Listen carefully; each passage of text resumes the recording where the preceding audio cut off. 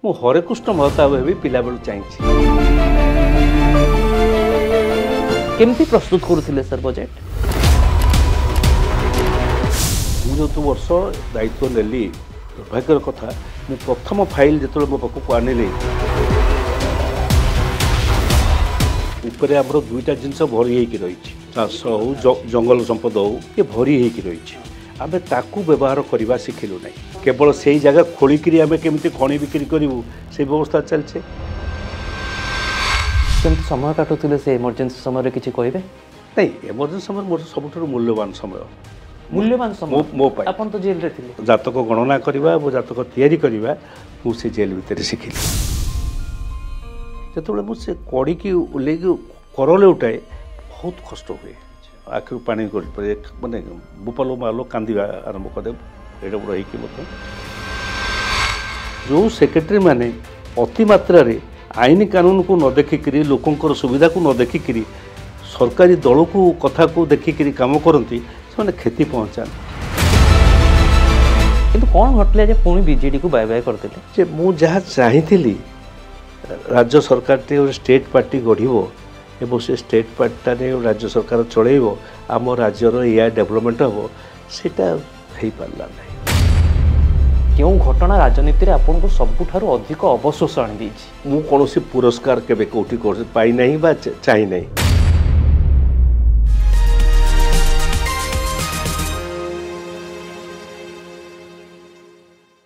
नमस्कार, आज केते कथा कार्यक्रम को स्वागत करुछि मु अभिन्न आशुतोष। आज पुणी जड़े वरिष्ठ और वर्षियान राजनेता मुहरु ओडिशार राजनैतिक इतिहास को बुझीबा को चेष्टा करिबा। आम सहित अछंती केते कथार अतिथि श्रीयुक्त पंचानन कानून को। सर नमस्कार। नमस्कार। श्रीयुक्त पंचानन कानून को ओडिशा राजनीतिर वरिष्ठ नेता, केते कथा कार्यक्रम आपण पिलादिन सह आरंभ करिया पई चाहिबी। केमिति आपणकर पिला बेल कटिथिला, केउठी आपणकर जन्म, पाठपढ़ा केमती होइतिला? पिला बेल मु गोटे गाँव रे जन्म नहीं, जो गाँ सब बेले नई बढ़ी रे नई जो बन्या पानी रे प्लावित होउथिला एवं आम गाँटा हूँ नई घेर भितर देवी नई, कंदल नई, अनेक नई आम चारिक जाक एवं से जो नई घेर भितर आम परिवार जो चाष जमी भल थिले भी अनेक समय फसल उजुड़ी जाउथला। एणु आम गोटे गाँवर गोटे मध्यवित्त परिवार हेले भी आमर आर्थिक सचलता एते रहू नथिला प्रति वर्ष ए कार्य कि भी जो खेती पाई चाष खेती पाई, किंतु बापा सरकारी भाव में जड़े सरकारी चाकरी थे। हाँ, जो से बाहर रोते मोर पाठ पढ़ार समस्त दायित्व मो बो बा माँ मदर पर मो जे जन्म देते तारी उपरे थिला। से तार सबुठारु बड़ कथा होची ता पिला माने शिक्षित हुंतु, पाठ पढ़ंतु। सब भाई भौणी मानकु आम गाँव से पाठ आम भीतर पाठ पढ़ाई एवं मते प्रतिदिन सबुठारु आज से पिला माने जानि परिबे नै, प्रतिदिन सकाळु स्कूल रे शून्य करिवा पई गोटे आमर गोटे शून्य व्यवस्था थाए। अति अंधार उठेकरी निद मोर भांगी नथिबो मते उठेकरी नैकरी डिबिरी जाली लंठन धरिकी स्कूल घरे पहुँचेब, कारण मो पिला शून्य हम माड़ खाइब ना। से नियम हूँ जी प्रथम आसला से शून्य हम, तापर जी हम गोटे पहाड़ एमती करी जे शेष पर्यंत थीबो धर 30 जन आइला माने माड़ खाइबेनी बोली कि आपन को शीघ्र पहुंचौथिले स्कूल बो स्कूल ले पहुंचौथला। मो पिला माड़ जमा खाइब नाही एवं शून्य हम, एटा होची मोर व्यवस्था। पाठ पढ़ारे निश्चित भाव में मु गोटे आम से अंचल भितर भल पढ़ुवा पिला बोली विचार हम। माने पाठ पढ़ाटा गोटे आपेक्षिक शब्द जिते धरी नि जाऊ मु गोटे गाँ स्कूल रे पढ़ुची सेठी प्रथम कि द्वितीय होउची, किंतु जो चली आसबे आ गोटे बड़ स्कूल को भल स्कूल को कॉलेज स्कूल को सेठिकार पोजिशन मोर हे तो 5 6 7 आड़ू खसीज एणु सेठी मु भल पढ़ुली। किंतु मोर गाँव रे जेहेतु स्कूल नथिला, तृतीय श्रेणी जाइथिला, मते चतुर्थ पंचम श्रेणी एक पाख गाँ को जीवाक पड़ूला नई पारी होकरी छोट छुआ अत्यंत बढ़िला नई की पारी होकरी जाऊली पढ़ापी कि गाँ पाख स्कूल को आउ गोटे स्कूल को चतुर्थ पंचम से चतुर्थ पंचम सरला षष्ठ सप्तम पढ़ापी कि आउ गोटे दूर स्कूल को गली आउ जीवाई संभव है ना, कारण 2टा नई पार होगा पड़ा ଏଣୁ ଦୁଇଟା ନଈ ପାରବାରୁ ମୋତେ ସେଠି ହଷ୍ଟେଲରେ ରହିବାକୁ ପଡ଼ିଲା। ମୁଁ ଷଷ୍ଠ ଶ୍ରେଣୀରୁ ହଷ୍ଟେଲରେ ରହିକି ପାଠ ପଢ଼ିଲି ଆରମ୍ଭ କଲି। ଏଇ ହେଉଛି ପାଠ ପଢ଼ାର କ୍ରମ। ଅଷ୍ଟମ ଶ୍ରେଣୀ ପରେ ମୋର ଭାଇମାନେ ସବୁ ନିଷ୍ପତ୍ତି କଲେ ମୋତେ କଟକ ନେଇ ଆସିବା ପାଇଁ। ଏଣୁ ତାପରେ ମୁଁ ଆସିକରି କଟକରେ ବୋର୍ଡ଼ ସ୍କୁଲରେ ଆଡ଼ମିସନ୍ ଦେଲି ନବମ ଶ୍ରେଣୀରେ। ପରବର୍ତ୍ତୀ ଅବସ୍ଥାରେ ସେକେଣ୍ଡାରୀ ବୋର୍ଡ଼ରେ ଆଡ଼ମିସନ୍ ଦେଲି ଏବଂ ବୋର୍ଡ଼ ସ୍କୁଲରେ ପଢ଼େଇଲି। ବୋର୍ଡ଼ ସ୍କୁଲରେ ପାସ୍ କଲି ମଧ୍ୟ, ମୁଁ ସେଇଠି ପାସ୍ କଲି, ସେଇଠି ପଢ଼ିଲି, ସେଇଠି ଶେଷ ଏକାଦଶ ଶ୍ରେଣୀ ପାସ୍ କଲି। ପରେ ବାଣୀବିହାରକୁ କେମିତି ଆରମ୍ଭ କଲେ ଆପଣଙ୍କର ଯାତ୍ରା? ପାସ୍ ହେଲା ପରେ କଲେଜ ପଢ଼ିବ। କଲେଜରେ ପଢ଼ି ସାରିଲା ପରେ ସେ କଲେଜ ଲାଇଫ୍ରେ ମୋର ସ୍କୁଲ ଲାଇଫ୍ରେ ପାଠ ପଢ଼ାରେ କିଛି ବ୍ୟତିକ୍ରମ ନଥିଲା, ଭଲ ଥିଲା। କଲେଜ ଲାଇଫ୍ରେ ମୁଁ ରାଜନୈତିକ ଭିତରକୁ ବ୍ୟବସ୍ଥା ଭିତରକୁ ପଶିଗଲି, ଯେଉଁଥିରେ ମୋର ପାଠ ପଢ଼ାରେ ଅତ୍ୟନ୍ତ ବ୍ୟତିକ୍ରମ ହେଲା। କାରଣ ମୁଁ ସାଇନ୍ସ ପଢ଼ୁଥିଲି, ୟୁନିଭର୍ସିଟି ପ୍ରିପାରେସନ୍ ସାଇନ୍ସ ପଢ଼ୁଥିଲି। ଯେତେବେଳେ ସାଇନ୍ସ ପଢ଼ୁଥିଲି ସେ ସମୟରେ ଗୋଟେ ବସ୍ ଭଡ଼ା ଆନ୍ଦୋଳନ ଆମ ଏରିଆରେ ହେଲା। କ'ଣ ପାଇଁ ହେଇଥିଲା ଏ ଆନ୍ଦୋଳନ? ଆମର ଯେଉଁ କଟକରୁ ଯେଉଁ ନିଆଳି ବସ୍ ଯାଉଥିଲା ସେତେ ଛୋଟ ବସ୍ ଯାଉଥିଲା ଏବଂ ସେମାନେ ଅଧିକ ପଇସା ନେଉଥିଲେ। ମୋର ବଡ଼ ଭାଇ ତ୍ରିଲୋଚନ କାନୁନଗୋ ଯେ ସେ MP ଥିଲେ, MLA ଥିଲେ, ସେ ଆନ୍ଦୋଳନ ତିଆରି କଲେ। ସେ ଆନ୍ଦୋଳନରେ ମୁଁ ଯୋଗ ଦେଇଦେଲି। ଯୋଗ ଦେଲା ପରେ ଆରେଷ୍ଟ ହେଇଗଲି। ହଁ, ପ୍ରାୟ 27-28 ଦିନ ମୋତେ ପ୍ରଥମ ଜେଲରେ ଭୋଗ କରିବାକୁ ପଡ଼ିଲା। ତେଣୁ ସେଇଥିରୁ ଆରମ୍ଭ ହେଲା ମୋର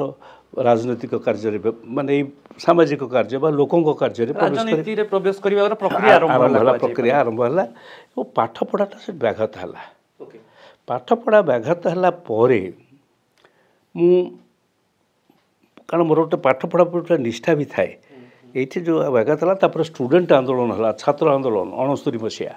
ସେ ଛାତ୍ର ଆନ୍ଦୋଳନର ମୁଁ ମଧ୍ୟ ଅନ୍ୟ ଏକ ଆଗୁଆ ସୈନିକ ଥିଲି,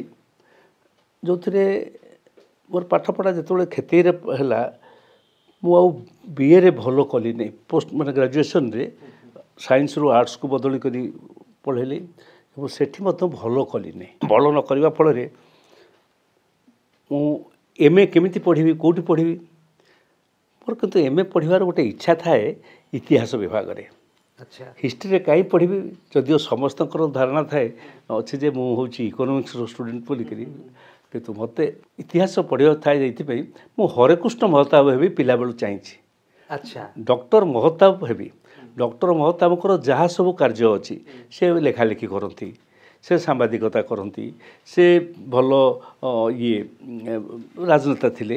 ଏବଂ ଦୂରଦୃଷ୍ଟି ସମ୍ପନ୍ନ ରାଜନେତା ଥିଲେ। ଏଇ ଯେଉଁ ସବୁ କଥା ହରେକୃଷ୍ଣ ମହତାବଙ୍କର ମୋ ଉପରେ ଗୋଟେ ପ୍ରଭାବ ପକାଇଥିଲା। ଏବଂ ପଛରେ ଜାଣିଲି ହରେକୃଷ୍ଣ ମହତାବ ଇତିହାସରେ ପାଇଥିଲେ, ମାନେ ନାଇଁ, ଇତିହାସ ସେ ଛାତ୍ର ପାଇନାହାନ୍ତି। ସେ ସେଇ ସାଇନ୍ସ ପଢ଼ିଥିଲେ ଏବଂ ଇଏ ଥିଲେ, କିନ୍ତୁ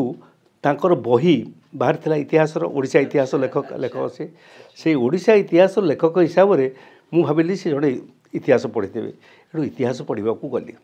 ମାନେ ଏତେ ପ୍ରଭାବିତ ହୋଇଥିଲେ ହରେକୃଷ୍ଣ ମହତାବଙ୍କ ଦ୍ୱାରା ଯେ ସେ ଯାହା ପଢ଼ୁଛନ୍ତି ଆପଣ ପଢ଼ିବାକୁ ମନସ୍ଥିର କଲେ? ମୁଁ ହରେକୃଷ୍ଣ ମହତାବଙ୍କ ଦ୍ୱାରା ବହୁ ଭାବରେ ଅନୁପ୍ରାଣିତ। ମୁଁ ଦୁଇ ଜଣ ବ୍ୟକ୍ତି ରାଜନୀତିରେ, ଜଣେ ମଧୁସୂଦନ ଦାସ, ତାଙ୍କର ଯେଉଁ ସଂକଳ୍ପ, ନିଷ୍ଠା, ଓଡ଼ିଶାର ପ୍ରୀତି, ଓଡ଼ିଆ ମାଟି ପ୍ରତି ମମତା, ସେଇଟା ହେଉଛି ମୋର ଇଏ, ଏବଂ ଧର୍ମନିରପେକ୍ଷତା, ଏସବୁ ପ୍ରତି ମୋର ଥିଲା ବହୁତ ନିଷ୍ଠା ଏବଂ ସେ ହେଉଛନ୍ତି ମୋର ଆଦର୍ଶ ପୁରୁଷ। ଏବଂ ହରେକୃଷ୍ଣ ମହତାବ ହେଉଛନ୍ତି ଦ୍ୱାରା ମୁଁ ଅଧିକାଂଶ ଭାବରେ ପ୍ରଭାବିତ ହୋଇଥିଲି। ଆପଣ ରାଜନୀତି ବି ହରେକୃଷ୍ଣ ମହତାବଙ୍କ ଜରିଆରେ ଆରମ୍ଭ କରିଥିଲେ କି? ହରେକୃଷ୍ଣ ମହତାବ ଜରିଆରେ ରାଜନୀତି ଆରମ୍ଭ କରିନଥିଲି, ଥିଲେ କହିବି। ରାଜନୀତିରେ ଅନେକ ସମୟରେ ମହତାବ ବାବୁ ଏବଂ ମୋ ସାଙ୍ଗରେ କଥାବାର୍ତ୍ତା ବିଭିନ୍ନ ସମୟରେ ହେଇଛନ୍ତି, କିନ୍ତୁ ହରେକୃଷ୍ଣ ମହତାବ ମୋତେ ସାମ୍ବାଦିକତା ପଢ଼ାଇବା ପାଇଁ ଦିଲ୍ଲୀ ପଠାଇଲେ। 1973 ମସିହାରେ ଯଦି ମୁଁ ଭୁଲ ନଥାଏ ଆପଣ IIMCରୁ ଡିପ୍ଲୋମା କଲେ ସାମ୍ବାଦିକତାରେ? ଗଲି ପଢ଼ିବା ପାଇଁ ଗଲି। ସେତିକିବେଳେ ମହତାବଙ୍କଠୁ ଗୋଟେ ଚିଠି ନେଇକରି ଗଲି। କାହିଁକି? ମହତାବ ଚିଠି ଦେଲେ ଯେ ସେ ତାଙ୍କ ଚିଠିର ପ୍ରଭାବରେ ମୋର ଆଡ଼ମିସନ୍, ମୋର ଡେରି ହେଇଗଲାଣି, ସେତେବେଳକୁ ଆଡ଼ମିସନ୍ ସମୟ ଚାଲିଗଲାଣି। ଏଣୁ ସିଏ ଦେଲେ, ଖୁସିରେ ଆଡ଼ମିସନ୍ ଦେଲି, ଦିଲ୍ଲୀରେ ରହିଲି। ସେତେବେଳେ ଭୈରବ ମହାନ୍ତି, ଆମର ଯେ ବାରବାଟୀ ଷ୍ଟାଡ଼ିୟମ୍ ଆଉ ନିର୍ମାତା, ସେ ଭୈରବ ମହାନ୍ତିଙ୍କ ଘରେ ସେ ଥାନ୍ତି ପାର୍ଲାମେଣ୍ଟ ମେମ୍ବର, ତାଙ୍କରି ଘରେ 35 ମିନାବାଗ 35 ମିନାବାଗରେ ରହିକରି ମୁଁ ପଢ଼ିଲି। ସେଇ ପଢ଼ିବା ସମୟରେ ମୋର ଟିକେ କାରଣ ଉତ୍କଳ ବିଶ୍ୱବିଦ୍ୟାଳୟରୁ ମୁଁ ସଭାପତି ହେଇଥିଲି ୟୁନିଭର୍ସିଟିର। ସେ ଏକ ଇତିହାସ ସେଥିରେ ହରେକୃଷ୍ଣ ମହତାବଙ୍କର ମୋ ପ୍ରତି ଅନେକ ଶ୍ରଦ୍ଧା ଆଉ ଇଏ ଥିଲା। ଗୋଟିଏ ଦିନର କାହାଣୀ କହିଦେଇ ଖାଲି ମୁଁ ମହତାବ ବାବୁଙ୍କ ପ୍ରେସ୍ରେ ମାନେ ପ୍ରଜାତନ୍ତ୍ରରେ ମୋ ପାଇଁ ଗୋଟେ ପୋଷ୍ଟର ଛାପିବାକୁ ଦେଇଥିଲି। ଆଚ୍ଛା ଆଚ୍ଛା କାରଣ ମୋର ସେତେବେଳେ ପଇସା ପତ୍ର ବିଶେଷ ଇଲେକ୍ସନରେ ଖର୍ଚ୍ଚ ହେଉନଥିଲା କ'ଣ, କିନ୍ତୁ ପୋଷ୍ଟରଟା ମାରିବି। ମୁଁ ଯେତେବେଳେ ଦିନେ ଘରେ ବସିଛି, ଇଲେକ୍ସନ୍ ଅଛି 4 ଦିନ, ହଠାତ୍ ମହତାବ ବାବୁଙ୍କ ପାଖରୁ ଟେଲିଫୋନ୍ ଗଲା। ମହତାବଙ୍କର ପ୍ରାଇଭେଟ୍ ସେକ୍ରେଟାରୀ ଯିଏ ଶରତ ମଲ୍ଲିକ, ସେ ଟେଲିଫୋନ୍ କଲେ, କହିଲେ ବାବୁଜୀ କଥା ହେବା ପାଇଁ ଚାହୁଁଥିଲେ, ମୁଁ ଦେଉଛି। ମୁଁ କହିଲି ମୁଁ ଯିବି। ନାଇଁ ସେ ଏବେ କଥା ହୁଅନ୍ତୁ। ତାଙ୍କୁ ଯେମିତି ସେ ଟେଲିଫୋନ୍ ଦେଲେ, ସେ ସାଙ୍ଗେ ସାଙ୍ଗେ ମୋ ଉପରେ ବିରକ୍ତ ହେଲେ। ଓ ତମେ ଏପରି କ'ଣ କରୁଛ, ତୁମ କିଛି ସାଧାରଣ ଜ୍ଞାନ ନାହିଁ? କହିଲି ସାର୍ ମୁଁ ବୁଝି ହେଉନି। ନା ମୁଁ ସେ ପୋଷ୍ଟର ଗୁଡ଼ାକ ନଷ୍ଟ କରିଦେଇଛି। ତୁମେ ଯେଉଁ କହୁଛି ସେ ପୋଷ୍ଟର ନଷ୍ଟ କରିଦେଲି। ମୁଁ କହିଦେଇଛି ପୋଷ୍ଟର ଛାପିବା ପାଇଁ ୟା ପ୍ରେସ୍ରେ, ଜଗଦୀଶ ପାଣିଙ୍କ ପ୍ରେସ୍ରେ। ଜଗଦୀଶ ପାଣି ମାନେ ଶହୀଦ ଚକରେ ରହୁଥାନ୍ତି, ପ୍ରେସ୍ ତାଙ୍କର ଅଛି, ଏବେ ବି ଅଛି। ମୁଁ ତାଙ୍କ ପ୍ରେସ୍ରେ କହିଦେଇଛି, ଜଗଦୀଶ ନେଇକରି ତୁମ ପ୍ରେସ୍ ପହଞ୍ଚାଇ ଦେବେ ପୋଷ୍ଟର। ପଛରେ ଜାଣିଲି ପୋଷ୍ଟର ତଳେ ଲେଖା ହେଇଥିଲା ପ୍ରଜାତନ୍ତ୍ର ପ୍ରଚାର ସମିତି ଜରିଆରେ, ଯେଉଁ ତଳେ ଯେଉଁ ଦିଆଯାଏ ଆମର ସେଇଟା ପିଲା ଦେଖିଲେ ଭାବିବେ ଯେ ଏଇଟା ମହତାବଙ୍କର ଲୋକ, ଗୋଟେ ଗୋଷ୍ଠୀଭୁକ୍ତ ହେଇଯିବ। ପିଲା ଏ ଗୋଷ୍ଠୀଭୁକ୍ତ ଛାତ୍ର ୟୁନିୟନ ନ ହୁଅନ୍ତୁ, ସେଇଟା ସେ ମୋତେ ବାରମ୍ବାର କହୁଥିଲେ। ଯେତେବେଳେ ଆମେ ଛାତ୍ର ରାଜନୀତି କଥା ବର୍ତ୍ତମାନ ସମୟରେ ବିତର୍କର ବି ପ୍ରସଙ୍ଗ ରହିଛି ଯେ ଷ୍ଟୁଡେଣ୍ଟ ୟୁନିୟନ ଇଲେକ୍ସନ ହବ କି ନାହିଁ, କିନ୍ତୁ ସେତେବେଳେ ଦଳର ଗୋଟେ ସମ୍ପୃକ୍ତି ନ ରହୁ ଚାହୁଁଥିଲେ ହରେକୃଷ୍ଣ ମହତାବ କହିଲେ। ଦଳ ମୋତେ କହିଲେ ମୁଁ ସବୁ ନଷ୍ଟ କରିଦେଲି, ମୋର ପୋଷ୍ଟର ଛପାଇ ତାଙ୍କରି ଗାଡ଼ିରେ, ନାଲି ଗାଡ଼ିରେ ଫେରିଥିଲା ଦେବେ ବୋଲି କୁହନ୍ତି। କିନ୍ତୁ ସେ କେତେ ତୀକ୍ଷ୍ଣ ମାନେ ବୁଦ୍ଧି ଏବଂ ଦୃଷ୍ଟି, ସେ ତାକୁ ସବୁ ପୋଷ୍ଟର ଯାକ ନଷ୍ଟ କରିଦେଲେ। ନଷ୍ଟ କରିକିରି ଜଗଦୀଶ ପାଣିକି ଅର୍ଥାତ୍ ରାଜନୀତିରେ କୌଣସି ନେତା ଦ୍ୱାରା ପରିଚାଳିତ ହୋଇକରି ଛାତ୍ର ନେତା ଆସିବ, ଏ କଥା ସେ ଚାହୁଁନଥିଲେ। ଏ ଥିଲା ମୋ ଉପରେ ପ୍ରଭାବ। ଏ ହେଉଛି ସେ ସମୟର ନେତାଙ୍କର କଥା। ଲୋକେ କହନ୍ତି ସେ ମହତାବଙ୍କର, ସେ ବିଜୁ ବାବୁଙ୍କର, ସେ ବୀରେନ ମିତ୍ରର କହିପାରନ୍ତି, କିନ୍ତୁ ସେତେବେଳର ନେତାମାନେ ଛାତ୍ର ରାଜନୀତିରେ ପଶିକିରି ନଷ୍ଟ କରିବା ପାଇଁ କି ବ୍ୟବସ୍ଥାକୁ ଜମା ଚାହୁଁନଥିଲେ। ଗୋଟେ କଥା ମୋତେ କୁହନ୍ତୁ ସାର୍, ଆପଣ ତ ବିଜ୍ଞାନ ପଢ଼ିଲେ, ପରେ ହରେକୃଷ୍ଣ ମହତାବଙ୍କ ଦ୍ୱାରା ପ୍ରଭାବିତ ହୋଇକି ଇତିହାସ ପଢ଼ିଲେ, ପରେ ସାମ୍ବାଦିକତା ବି କଲେ, କିନ୍ତୁ ପରିଚୟ ରାଜନେତାର ପାଇଲେ, ଟର୍ଣ୍ଣିଂ ପଏଣ୍ଟ ରାଜନେତା ପାଇଲେ, ପରିଚୟ ଅର୍ଥନୀତିରେ ପାଇଲେ। ମାନେ ଅଧିକ ସମୟରେ ମୁଁ ଗୋଟିଏ ଦିନର କାହାଣୀ କହୁଛି। ମୁଁ ଏକା ସାଙ୍ଗରେ ମୁଁ ଏବଂ ବୈଦ୍ୟନାଥ ମିଶ୍ର, ଆମର ଯିଏ ଥିଲେ ଭାଇସ୍ ଚାନ୍ସେଲର ଏବଂ ଅର୍ଥନୀତି ଶାସ୍ତ୍ର, ଆମେ ଦୁଇ ଜଣ ଯାକ ଗେଷ୍ଟ ହେଇକି ଯାଇଥାଉ ବାଣୀବିହାରର ଇକୋନୋମିକ୍ସ ଡିପାର୍ଟମେଣ୍ଟରେ। ଇକୋନୋମିକ୍ସ ଡିପାର୍ଟମେଣ୍ଟରେ ମୋର ଭାଷଣ ବକ୍ତବ୍ୟ ଶୁଣିଲା ପରେ ସେ ତାଙ୍କର ବକ୍ତବ୍ୟ ରଖିଲେ। ଏଠୁ ମୋତେ କହିଲେ ତୁମେ ଆସିକରି ଗୋଟେ କ୍ଲାସ୍ ନେଉନ, ଏଠି ଇକୋନୋମିକ୍ସ କ୍ଲାସ୍ ନେଉନ। ସେ ତାଙ୍କର ସବୁ ବସିଥାନ୍ତି ପ୍ରଫେସର ମାନେ। ମୁଁ କହିଲି ସାର୍ଙ୍କୁ ହସିଲି। ମୁଁ କହିଲି ସାର୍ ମୁଁ ଅର୍ଥନୀତିର ଛାତ୍ର ନୁହେଁ, ମୁଁ ଇତିହାସର ଛାତ୍ର। ତୁମେ ଇକୋନୋମିକ୍ସ ଷ୍ଟୁଡେଣ୍ଟ? ନାହିଁ ନା। ମୁଁ କହିଲି ନାହିଁ ସାର୍, ମୁଁ ଏକଲବ୍ୟ ଇକୋନୋମିକ୍ସର। ଏକଲବ୍ୟ କ'ଣ? ମୋତେ ପଢ଼େଇଛନ୍ତି ସଦାଶିବ ମିଶ୍ର, ଆଉ ପଢ଼ିଛି ଆପଣଙ୍କ ପାଖରୁ। ସେଇ ପାଠଟା ସକାଶେ ମୁଁ କହୁଛି, ନହେଲେ ମୋର ଜମା ଇକୋନୋମିକ୍ସର ଧାର ଧାରି ନଥିଲି। ଆପଣଙ୍କ ଯେତିକି ପରିଚୟ ଅଛି, ସବୁଠୁ ବଡ଼ ପରିଚୟ ବର୍ତ୍ତମାନ ସୁଦ୍ଧା କୁହାଯାଇପାରେ ପୂର୍ବତନ ଅର୍ଥମନ୍ତ୍ରୀ। ଅର୍ଥମନ୍ତ୍ରୀ ଭାବରେ ଯେତିକି ପରିଚିତି ଆପଣଙ୍କର ରହିଛି, ତା ସହିତ ଅର୍ଥନୀତି ଏବଂ ଆର୍ଥିକ କାରବାର ପାଣ୍ଡିତ୍ୟ ମଧ୍ୟ ସେତିକି ରହିଛି। ଏଇଟା କେମିତି ସମ୍ଭବ? କଥା ହେଉଛି ଯେଉଁ କାର୍ଯ୍ୟରେ ରହିବ ସେଥିରେ ନିଷ୍ଠା ରହିବ ଏବଂ ନିଜର ଇଚ୍ଛା ଶକ୍ତିଟା ରହିବ। ଦୁଇଟା ଯାକ ନ ରହିଲେ, ନିଷ୍ଠା ମାନେ ଅନବରତ ସେଥିରେ କାମ କରିବା ପାଇଁ କି ଉତ୍ସାହଟା, ଇଚ୍ଛା ଶକ୍ତିଟା କ'ଣ ସେ ଖୋଜିବ ତା ଭିତରେ କ'ଣ କଲେ ଭଲ ହେବ, କେଉଁଠି କ'ଣ ଖରାପ ହେଇଯାଉଛି। ତା ଯିଏ କରିବ, ଯେଉଁ କାମ କରୁ, ସେ ଚାଳ ଛୁଆଣି କରୁ ବା ମାଟି ହାଣୁ, ସବୁ କାର୍ଯ୍ୟରେ ସେ ସଫଳ ହେବ। ଇଚ୍ଛା ଶକ୍ତି ଏବଂ ନିଷ୍ଠା, ଏ ଦୁଇଟା ଯାକ ଏକାଠି ରହିଲେ ସେ ଲୋକ ଆଗକୁ ଆଗେଇ ପାରିବ। ଏବଂ ତା ଭିତରେ ସବୁଠାରୁ ବଡ଼ କଥା ହେଉଛି ସଚ୍ଚୋଟ ରହିବ। ଆପଣ ଯେତେବେଳେ ସାର୍ ଅର୍ଥମନ୍ତ୍ରୀ ଥିଲେ, ସେତେବେଳେ ପ୍ରଥମ ଥର ପାଇଁ ଗୋଟେ ଓଡ଼ିଶା ଇତିହାସରେ ବଜେଟ୍ କେମିତି ତିଆରି ହୁଏ, ବଜେଟ୍ରେ କ'ଣ ସବୁ ବ୍ୟବସ୍ଥା ରହେ, विधानसभा केमिति उपस्थापित हुए तार सीधा प्रसारण सेतेबेलर सैटेलाइट चैनल करिथिला। आम देखु था जे आपण बजेट प्रस्तुत केमिति करूचंती आपण लोकंक सामने उपस्थापन करूथिले केमिति प्रस्तुत करूथिले सर बजेट बजेट प्रस्तुतटा एमती किसी बड़ कथा नुहे से संपर्क में कही रखे सदाशिव मिश्र डॉक्टर सदाशिव मिश्र अर्थशास्त्र मिश्र सी मु गोटे सौभाग्यक्रमे गोटे घरे 3-4 मास रोलु दिल्ली रे एका घरे 2टा खटरे रोलु जेतेबेले आपण आईआईएमसी पढ़ुतली जो मास मुझे सेठू सकाल उठिले चा खाइला बेले मुझे गप पचारे गप मन आरंभ है दिने पचारे मुझे सर ये जो बजेट तैयारी होची गोटे बजेट विषय मत टे कहतु व्हाट व्हाट व्हाट से स्टाइल कहते बोले व्हाट बोलते बजेट एगेन मुझे sir budget there is nothing like budget budget बोली गोटे कौन शब्द कौट देखी कौटी ना ना आम संविधान ना कौटी ना मुझे समस्त कह नो भूल बजेट एनुअल फाइनेंशियल स्टेटमेंट वर्षकर आय व्ययर हिसाब ओडिया कहले से सर बुझीगले ना आपको बजेट किए तैयारी करे अर्थमंत्री ना अर्थमंत्री तैयारी करती स्टाफ मिसिक करते सेठू से मत बजेट विषय आग कहले तुम बो को देखी तुम कौन डाक माँ डाक ना बो डाक मुझे बो डाके ना तुम बो बजेट तुम घर किए बजेट करे खर्च बार्च किए करे मुझे मो बो करे ना बो प्रथम क्या बेसी भल पाए मत कहल सब पिला भितर तुम कौन तुम सर सान पिला को भल पाए छोट पिला को भल पाए ना जी सभा सान ना ताकू कोड़े बेसी समय धरे ना येस तार कारण हूँ से सबुठारु दुर्बल से हूँ नुआ माने तार शक्ति दरकार अन्य मान शक्ति आहरण कले एणु माँ प्रथमे दुर्बलटा को धरे तापर क्या भल पाए बेसी समय दिए तापाई मोल सर जार देह खराब हुए ता पाखे बो बसे सब अधिकांश समय ताक समय दिए से मु हुए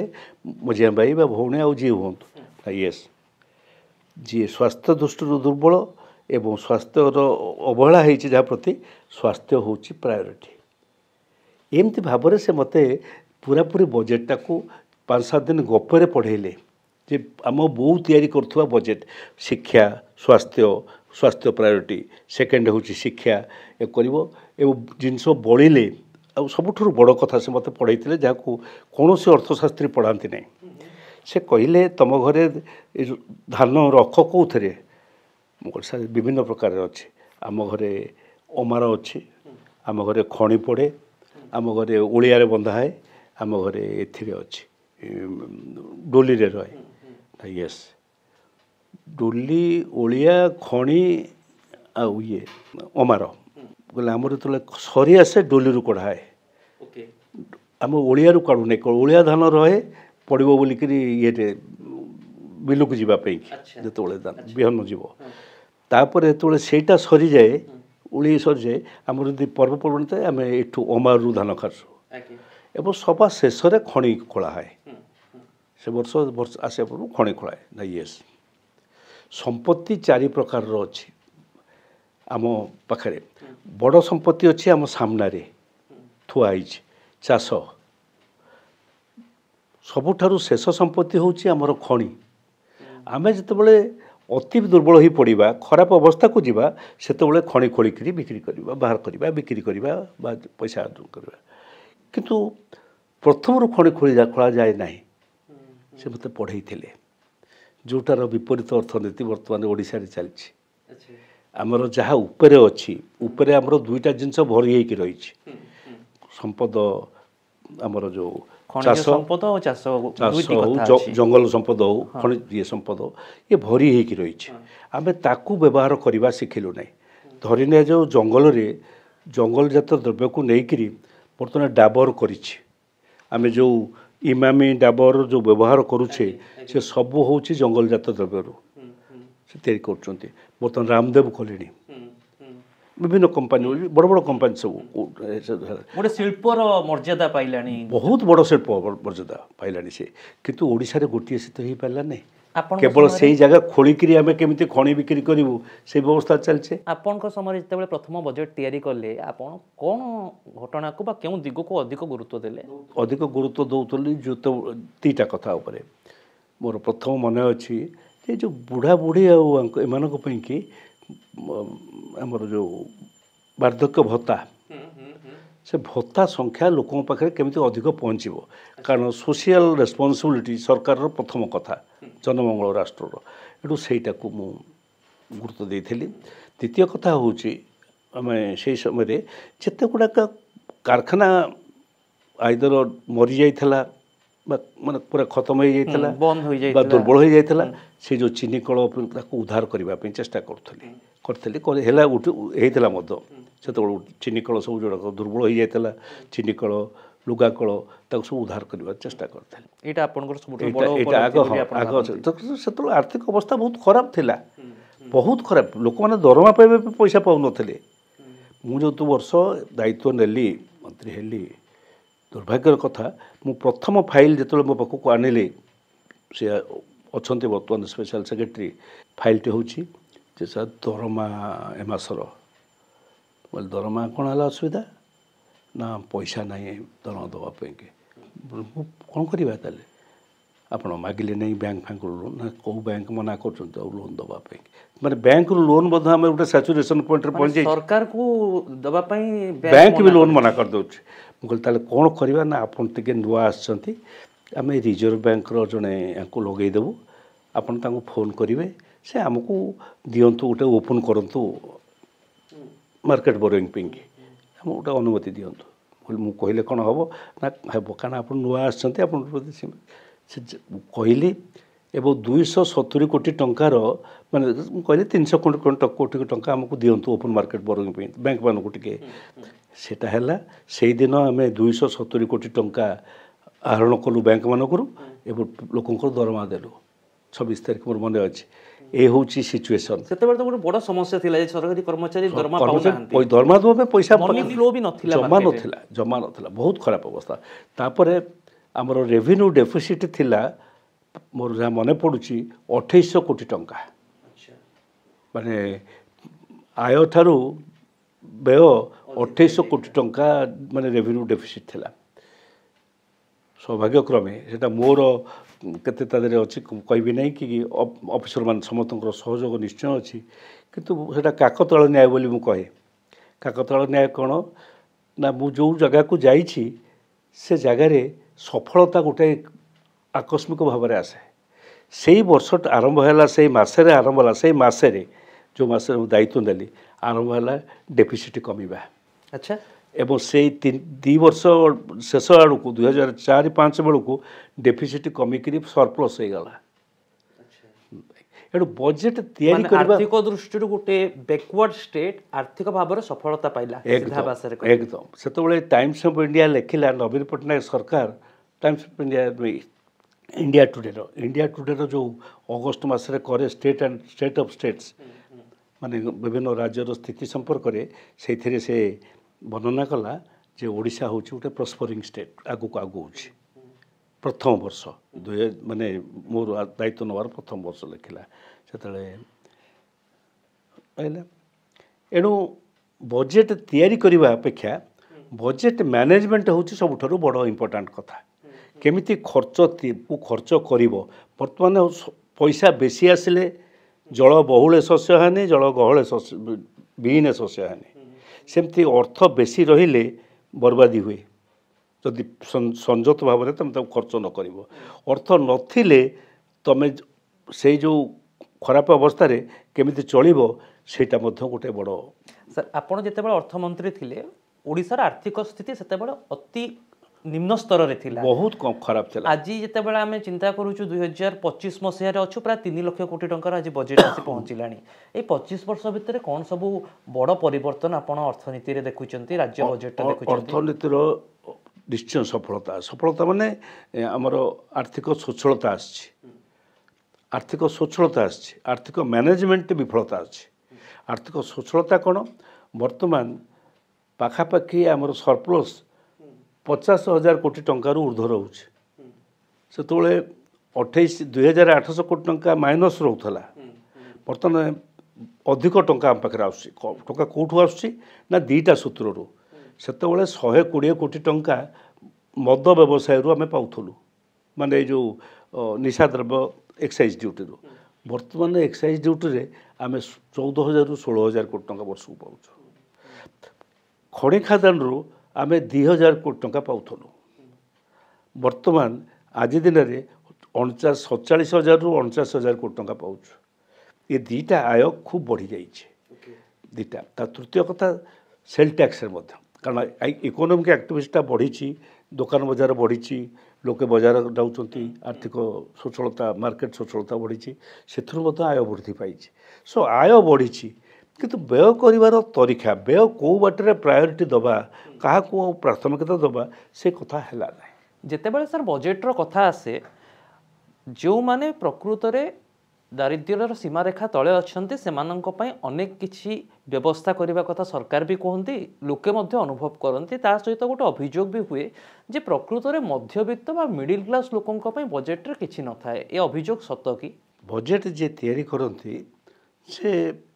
मिडिल क्लास कथाटा देखती किंतु ये जो दान सूत्र जोड़ा मागणा दिया कथा बेसी आसे सेटा विशेष भाव में गरीब श्रेणी लोक पाक जाए पाखे कहले पूरा बोर अर्थनीति जो पिलाटी दुर्बल से ताकू कोड़े धरिक क्षीर खुआब दब बड़ पिला को से दिए नहीं पाखर क्षीर को दे दिए तेणु से जो अर्थनीतिटा से कि गोटे जो गुड़ाक एकदम अवहेलित था जहाँ पाखरे किसी पहुँची पारि न थाए से पाखक पहुँचापी कि ये कथा हुए किंतु कथा हूँ आम केते दिन धरिक एमती मागणा देउथवा मु से कथाटा को सेतबले मध्य कहूली आज भी कहूँ जे किछि दिन पर्यंत ताको सबल करने कि आम सब साहाय्य करवा ये गोटे छोटिया कथा आज पर्यंत कहीं कले नहीं आम गाँव में पिला छतुआ दौचे दवा आवश्यकता अच्छी पिला से अंगनवाड़ी कार्यक्रम छतुआ से छतुआ बा पिला आम पिंधापी कि जो यूनिफॉर्म पिला मानक दौचे स्कूल पिला दौचे से दीटा जिनिस आम से गाँव में तैयारी करि पारंते पोशाकटा जदि चिरी जाता बा छोट हो गला कि बड़ हो गला से पिलाटा आउ कानता नहीं बा से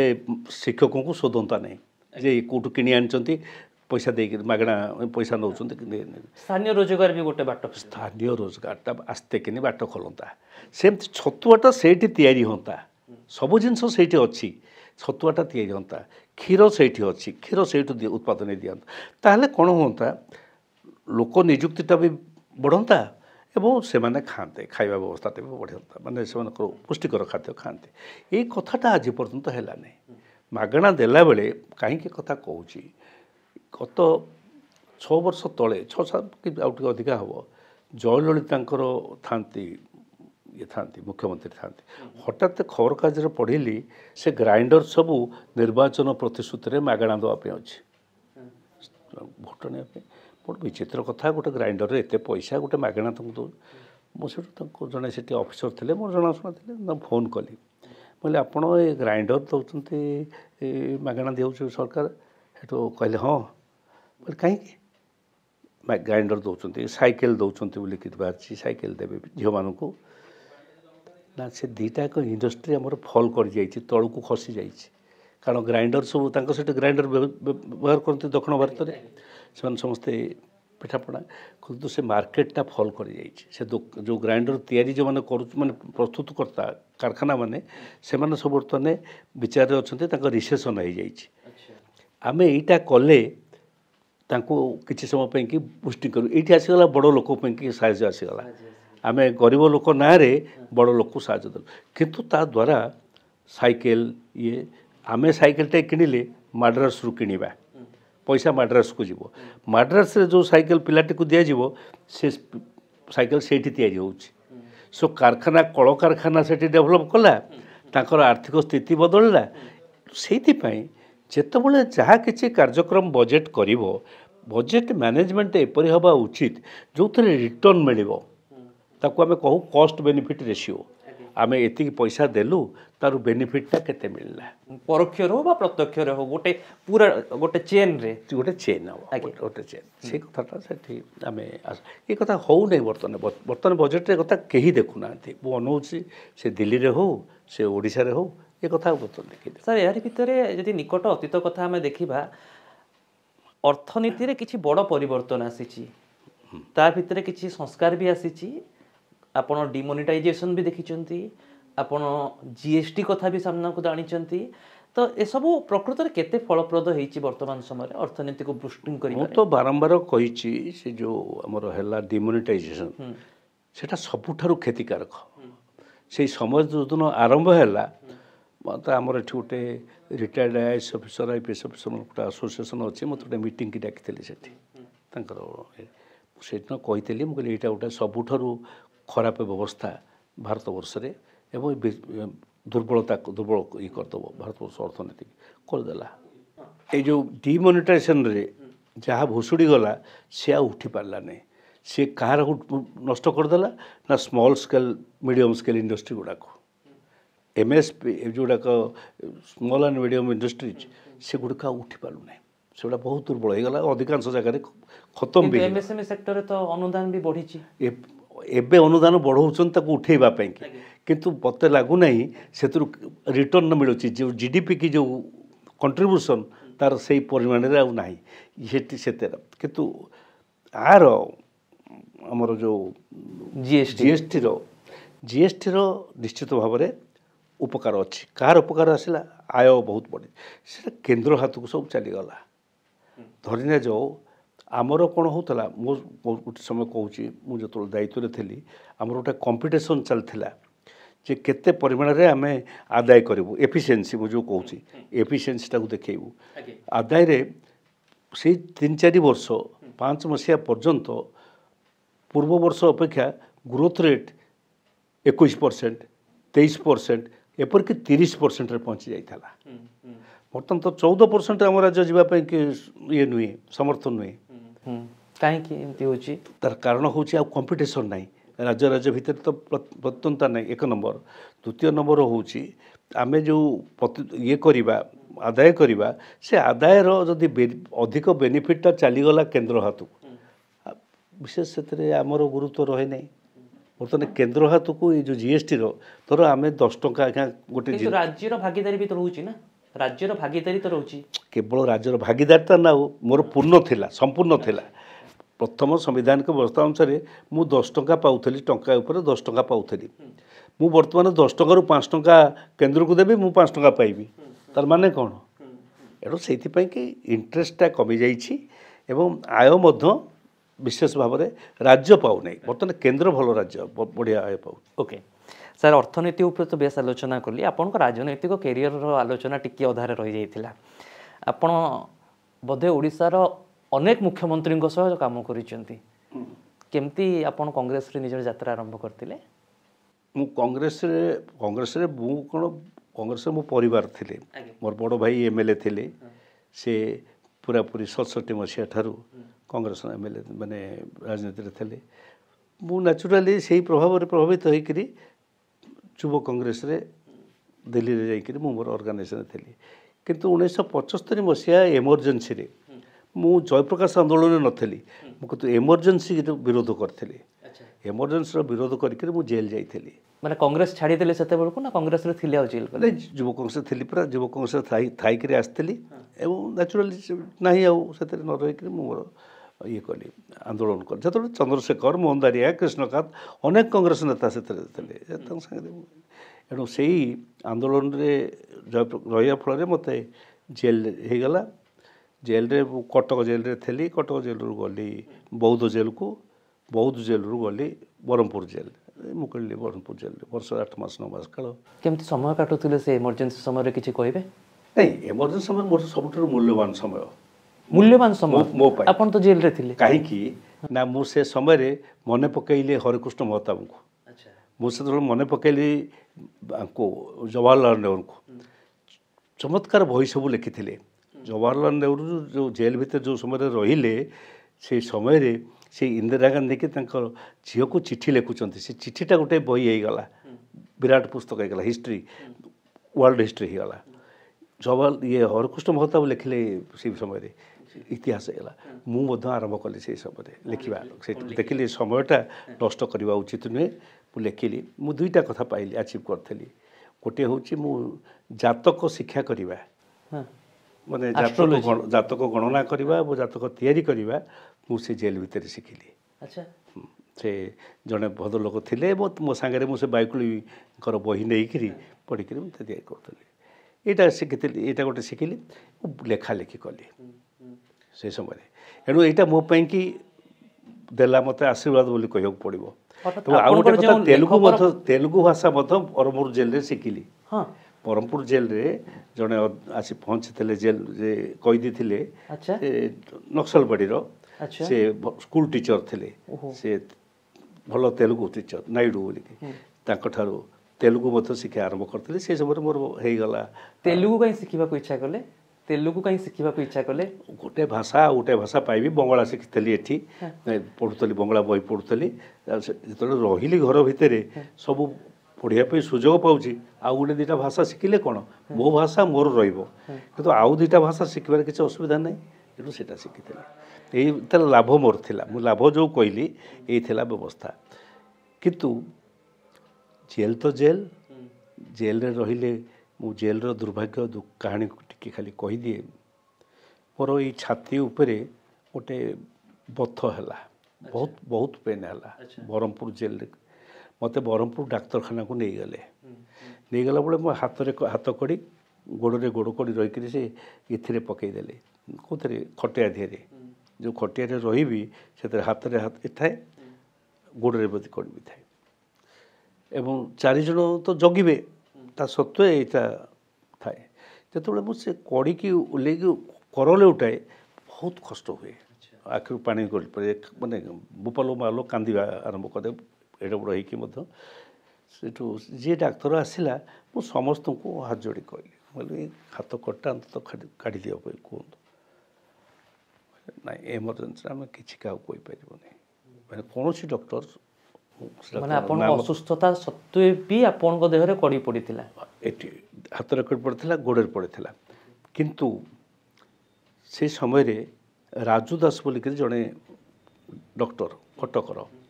सी भी सी था आसोसिएट प्रोफेसर सी आसते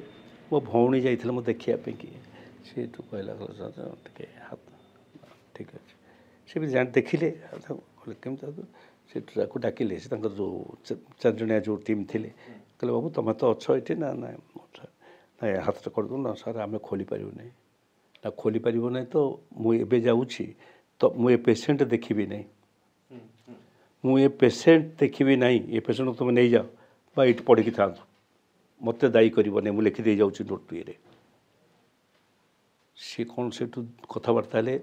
आमर बागची थे से कलेक्टर से अच्छा चीफ सेक्रेटरी जे गले कौन कथबार्ता से हाथ कटा खोलदे अर्थात एमरजेन्सी कौन जगह नियम नाला जे ताको हाथ गड़ा कोड़कोड़ी देकी रखा किंतु यही लोक जड़े तो पुणी डाक्तर कहीकि काढ़ीदेला अथच बड़ 7 जन डाक्तर प्रोफेसर आउ तो से सब डरुले काढ़ापी बहादुरी देखे आज दिन में मुझे से कथाटा समस्त कहे कहीं ना जो सेक्रेटरी माने अति मात्रा रे आईन कानून को न देखिकी लोकंर सुविधा को न देखिकी सरकारी दल को कथा को देखिकी कम करती से क्षति पहुँचाती ताही घटुची आज दिन आपण एमरजेन्सी को विरोध कले जेल गले आ ता सहित कांग्रेस रु भी आपणकर अपसरी जीवा समय आसी जाइतिला सेते बेलको आसिल तो साड़ू आसिले जे कंटेस्ट कली एथिरे जेल रू फेरला परे तापर किछ दिन पर मते बिजू बाबू डाकिले एमएलए पे कि तांकर कमिटी मीटिंग बसते एमएलए छिड़ा से मु गाँ फाँ किसी देखी नहीं आउ मत पाठ पढ़ुली आसिक सहर पाठ पढ़ी गली दिल्ली गली आउ से जेल आइली गाँ देखी नहीं जहाँ घर लोक मैंने अच्छा संपर्क अच्छे तथापि जो कहले समस्त छिड़ाइले कौन थिला सेते बेले निर्वाचन लड़ीबार अनुभूति अनुभूति तो वर्तमान ता परवर्ती अवस्था देखिले निर्वाचन प्रति घृणा आसीबो କିଛି ପଇସା ନଥିଲା ମୋର ଗୋଟିଏ ପୋଷ୍ଟର ଛପା ହେଇଥିଲା ସେ ପୋଷ୍ଟରଟି ହେଉଛି ମୋର ହାତରେ ହାତକଡ଼ା ପଡ଼ିଛି ଗୋଟେ ଜେଲ୍ ଭିତରେ ରହିଲା ଭଳିଆ ଚିତ୍ର ସେଇ ଚିତ୍ରଟା ସବୁଆଡ଼େ ମରିଛି ସଂଗ୍ରାମୀର ଚେହେରା ଭାବରେ ନିଜକୁ ଉପସ୍ଥାପିତ କଲେ ବାସ୍ ଗୋଟିଏ ପୋଷ୍ଟର ମରିଛି ସେତେବେଳେ ଆମ ଏରିଆରେ ଗାଡ଼ି ଫାଡ଼ି ଯାଏ ନାହିଁ ମୋଟର ସାଇକେଲ ମଧ୍ୟ ରାଜଦୂତ ମୋଟର ସାଇକେଲ ସେ ରାଜଦୂତ ମୋଟର ସାଇକେଲରେ ଜଣେ ଚଳେଇବ ମୁଁ ମଝିରେ ବସିବି ଆଉ ଜଣେ ମୋ ପଛରେ ବସିବ ଗାଁକୁ ଘରକୁ ଘର ବୁଲି ବୁଲିକରି ଭୋଟ ମାଗିବୁ ଗଲେ ସେଠି ଖାଇଲୁ ଲୋକେ ଖାଇବାକୁ ଦେଲେ ପଇସାର ଖର୍ଚ୍ଚର ମୋତେ ଦେଇଥିଲେ ସବୁ ପ୍ରଥମ ଦିନ ବିଜୁବାବୁ 5,000 ଟଙ୍କା ମୁଁ ଆଜି କହିବାର କିଛି ଆପତ୍ତି ନାହିଁ ଯେତେବେଳେ କିନ୍ତୁ ଜିପ୍ଟାଇ ଦେଇଥିଲେ 5,000 ଟଙ୍କା ଆଉ ତୁମ ଅଞ୍ଚଳରେ ଯାଇପାରିବ ନାହିଁ ତ ପ୍ରଚାର କରିବା ପାଇଁ ଜିପ୍ଟା ନେଇକିନା ଜିପ୍ ଆଉ 5,000 ଟଙ୍କା ଦେଇଥିଲେ ମୋତେ ଭାବୁଛି ପରବର୍ତ୍ତୀ ଅବସ୍ଥାରେ ଆଉ 2ଟା କିସ୍ତିରେ ଆଉ 10,000 ସବୁଥିରେ 5,000 ଟଙ୍କା ଦେଉଥିଲେ ପାଖାପାଖି 15,000 ଟଙ୍କା ଏତିକି ଟଙ୍କାରେ ଆମେ ସେତେବେଳେ ତେଲ ଖର୍ଚ୍ଚ କମ୍ ଥିଲା ପେଟ୍ରୋଲ ଦର ମୁଁ ଭାବୁଛି ବୋଧେ 80 ପଇସାରୁ 120 ପଇସା ଲିଟର ଥିଲା ବର୍ତ୍ତମାନ ତ କାହିଁରେ କ'ଣ ପହଞ୍ଚିଲାଣି ଏଣୁ ସେଇ ଅନୁସାରେ ଦେଖିଲେ ଏ ଅଳ୍ପ ପଇସାରେ ନିର୍ବାଚନ ଲଢ଼ିବା ଏବଂ ଲୋକଙ୍କର ଶ୍ରଦ୍ଧା ନେଇକରି ଲଢ଼ିବା ଯେଉଁ ପାଉଥିଲୁ ଯେଉଁ ଅନୁଭୂତି ଯେଉଁ ଗାଁରେ ପହଞ୍ଚୁଥିଲି ଯଦି ବୟସ୍କ ମହିଳା ଜଣେ ଦେଖୁଥିଲେ ଏ ବାବୁ ଆସମା ଆମ ଘର ଆଡ଼େ ଆସ ଭୋଟ ଆମେ ଦେବୁ ଆଛ ତୁମେ କ'ଣ ଜେଲରେ ଥିଲ ମୁଁ କହିଲି ଆଜ୍ଞା ନା ହଉ ହଉ ଟିକେ କ୍ଷୀର ଖାଇଦିଅ କ୍ଷୀର ଗିଲାସଟେ ଆଣିକି ଦେଇଦେବ କି ଦହି ଗିଲାସଟେ ଆଣି ଦେଇଦେବେ ଘର ଜେଲର ସେ ଚିତ୍ରକୁ ଆପଣ ପ୍ରକୃତରେ କଂଗ୍ରେସ ବିରୋଧରେ ତାକୁ ଉପସ୍ଥାପନ କରିବା ପାଇଁ ଚାହୁଁଥିଲେ ନା ଗୋଟେ ଅନୁକମ୍ପା ସାଉଁଟିବା ପାଇଁ ଚାହୁଁଥିଲେ ନାଇଁ 2ଟା କଥା ଲୋକଙ୍କ ଭିତରେ ସେତେବେଳକୁ ଏଇ ଯେଉଁ ଏମର୍ଜେନ୍ସିଟା ବିରୁଦ୍ଧରେ ମନ ଭିତରେ ଗୋଟେ ଘୃଣା ଭାବ ଯେଉଁ ଆସିଥାଏ କଂଗ୍ରେସ ପ୍ରତି ଅସନ୍ତୋଷ କୁଳୁଥିଲା ବହୁତ ଅସନ୍ତୋଷ ଥିଲା କଂଗ୍ରେସ ପ୍ରତି ତାର ପ୍ରତିଫଳନ ହେଲା ଆମ ସପକ୍ଷରେ ଯେତେବେଳେ ଆମେ ଦଳଟାକୁ ଭାଙ୍ଗି ଭୁଙ୍ଗି ଦେଲୁ ପୁଣି ଜନତା ଦଳ ବିଭାଜିତ ହୋଇଗଲା ଲୋକଙ୍କର ବିରକ୍ତି ଭାବ ଆମ ଉପରେ ଆସିଲା ଯେଉଁଥିପାଇଁ ପୁଣି ଇନ୍ଦିରା ଗାନ୍ଧୀକି ଫେରେଇ ଦେଲେ ବା କଂଗ୍ରେସକୁ ଫେରେଇ ଦେଲେ ତା ପର ବର୍ଷ କଂଗ୍ରେସ ବହୁତ ଭୋଟରେ ଆସିଲା ନା ଆଉ 80 ମସିହାରେ ଆଉ ଏଇ କଥାଟା ଘଟିଲା ଏଣୁ ଲୋକଙ୍କର ଚିନ୍ତା ଲୋକଙ୍କର ନିଷ୍ପତ୍ତି ହେଉଛି ସବୁଠାରୁ ବଡ଼ ସେ ନିଷ୍ପତ୍ତି ମୁଁ ଯାଇଥିଲି ଜେଲ୍ ଭାଇ ବି ଯାଇଥିଲେ ଜେଲ୍ ମୋ ବଡ଼ ଭାଇ କିନ୍ତୁ ମୋ ବଡ଼ ଭାଇ ଛିଡ଼ା ହେଲେ MLA ପାଇଁ କଟକରେ ମୁଁ ଛିଡ଼ା ହେଲି ପୁରୁଣା କନଷ୍ଟିଚ୍ୟୁଏନ୍ସି ଗୋବିନ୍ଦପୁରରେ ସେ ଛିଡ଼ା ହେଲେ କଂଗ୍ରେସରୁ ମୁଁ ଛିଡ଼ା ହେଲି ଅଣ କଂଗ୍ରେସରୁ ମୁଁ ଜିତିଲି ସେ ହାରିଲେ ସେ ଅଧିକ ପପୁଲାର ସବୁ କଥା ହେଇକରି ବି ସେ ହାରୁଛନ୍ତି ତାର କାରଣ ହେଉଛି ଲୋକଙ୍କର ଲୋକେ ଯେତେବେଳେ ନିଷ୍ପତ୍ତି କରିବେ ସେ ନିଷ୍ପତ୍ତିରେ କିଛି ଆଉ ତାଙ୍କୁ ଅଟକେଇ ପାରେନି କଂଗ୍ରେସ ବିରୋଧୀ ଗୋଟେ ସ୍ରୋତ ଥିଲା ଏକଦମ ଏବଂ ଯେତେବେଳେ ଆପଣ ବିଜୁ ବାବୁଙ୍କ ସଂସ୍ପର୍ଶରେ ଆସି ଯାଇଥିଲେ ପରବର୍ତ୍ତୀ ସମୟରେ ପୁଣି ନବୀନ ବାବୁଙ୍କ ସଂସ୍ପର୍ଶରେ କେମିତି ଆସିଲେ ବିଜେଡିରେ କେମିତି ଆରମ୍ଭ ହେଲା କ୍ୟାରିୟର ମୁଁ ତ ଜନତା ଦଳରେ ଆଇଲି MLA ହେଇଥିଲି ଜନତା ଦଳ MLA ଥିଲାବେଳେ ଆମ ଭିତରେ ନିଷ୍ପତ୍ତି ହେଲା ଜନତା ଦଳ ବାରମ୍ବାର ଦିଲ୍ଲୀରେ ଅସ୍ଥିରତା ସୃଷ୍ଟି ହେଉଛି ଥରେ ମୁଁ ବିଜୁ ବାବୁଙ୍କୁ କହିଲି ବସିଥିଲି କହିଲି କହିଲି ଆପଣ ଆମର ଗୋଟେ ଷ୍ଟେଟ୍ ପାର୍ଟି ଗଢ଼ିଦେବା ନାହିଁ କାହିଁକି ସେ ଦିଲ୍ଲୀବାଲାଙ୍କ ସାଙ୍ଗରେ ଆମର କ'ଣ ଆମର ଦରକାର ଆମର ତ ଓଡ଼ିଶାରେ ଗଢ଼ିବା ଓଡ଼ିଶା ଲୋକଙ୍କ ସ୍ୱାର୍ଥ ପାଇଁ ଲଢ଼ିବା କିଛି ସମୟ ମୁହଁ ମାଟିକି ତଳକୁ ବସିଲେ ତାପରେ ହଁ କ'ଣ କହୁଛୁ ମୁଁ ପୁରା ଗଢ଼ିଥିଲି ଉତ୍କଳ କଂଗ୍ରେସ ଚଳେଇ ପାରିଲି ରହିପାରିଲା ମହତାବ ପୁରା ଗଢ଼ିଥିଲା ଜନ କଂଗ୍ରେସ ନନ୍ଦିନୀ ଗଢ଼ିଥିଲେ ଜାଗ୍ରତ ଓଡ଼ିଶା କୁଆଡ଼େ ଗଲା ସବୁ ଆମେ ଚଳେଇ ପାରିବା କେଉଁଠୁ ଆସିବ ଦେଖିଲି ସେ ବିରକ୍ତ ହେଉଛନ୍ତି ସେହି ସମୟରେ ତାଙ୍କର ଦେହାନ୍ତ ଯେତେବେଳେ ହେଇଗଲା ଆମେ ସେତେବେଳକୁ ଗୋଟେ ଗୋଷ୍ଠୀ ତିଆରି କରିସାରିଥାଏ ମୁଁ ବିଜୟ ମହାପାତ୍ରଙ୍କୁ ନିଶ୍ଚିତ ଭାବରେ ମୁଁ କହିବି ତାଙ୍କୁ ଦିଆଯିବ ଶ୍ରେୟ ଦିଆଯିବ କାରଣ ସିଏ ଆଗୁଆ ଥିଲେ ମୁଁ ଆଉ ରବି ଦାସ ଆମେ ହେଉଛୁ ଏହାର ବିଚାର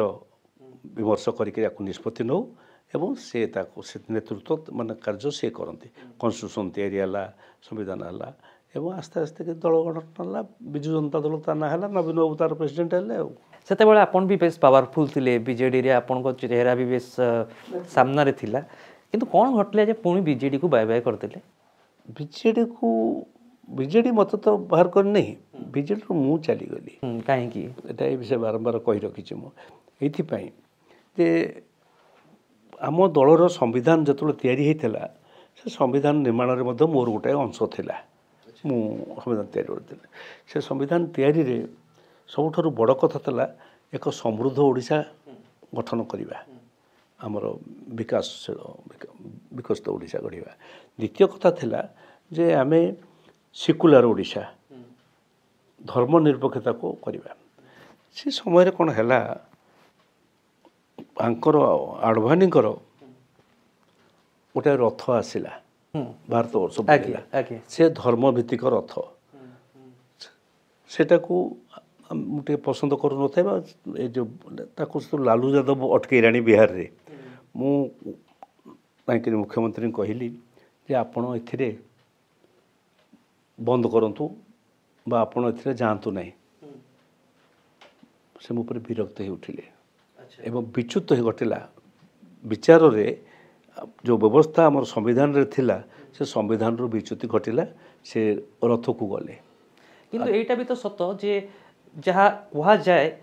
ଯେ ପ୍ରକୃତରେ କେନ୍ଦ୍ରୀୟ ବିଜେପି ନେତୃତ୍ୱଙ୍କ ଗୋଟେ ସମର୍ଥନରେ ହିଁ ବିଜେଡି ତିଆରି ହେଲା, ସମ୍ଭବ ହେଲା, ନହେଲେ ଆଉ କିଛି କାହାଣୀ ଲେଖାଯାଇଥାନ୍ତା। ଏକଦମ ଠିକ। ବିଜେଡି ଯେତେବେଳେ ତିଆରି ହେଇଥିଲା ମୁଁ ସାଙ୍ଗରେ ଥିଲେ, ତ ସବୁ କଥାରେ ପ୍ରତ୍ୟକ୍ଷ ଭାବରେ ନଥିଲେ ବି ସାଙ୍ଗରେ ଥିଲେ। ମୁଁ ଜାଣିଛି ଯେ ବିଜେପିର ମଧ୍ୟ ଆମ ପ୍ରତି ମାନେ ବିଜେଡି ପ୍ରତି ସମର୍ଥନ ଥିଲା। ଦ୍ୱିତୀୟ କଥା, ଯେତେବେଳେ ବାଜପେୟୀ ଥିଲେ ପ୍ରଧାନମନ୍ତ୍ରୀ ନେତୃତ୍ୱ ଦେଉଥିଲେ ଏବଂ ତା ସାଙ୍ଗରେ ଆଉ ଗୋଟେ କଥା, କିଛି ପଇସା ମଧ୍ୟ ସେମାନେ ଦେଇଥିଲେ ପାର୍ଟି ଗଢ଼ିଲା ବେଳେ। ମୋର ଯାହା ଜାଣିବା, ବିଜେଡ଼ି ବିଜେପି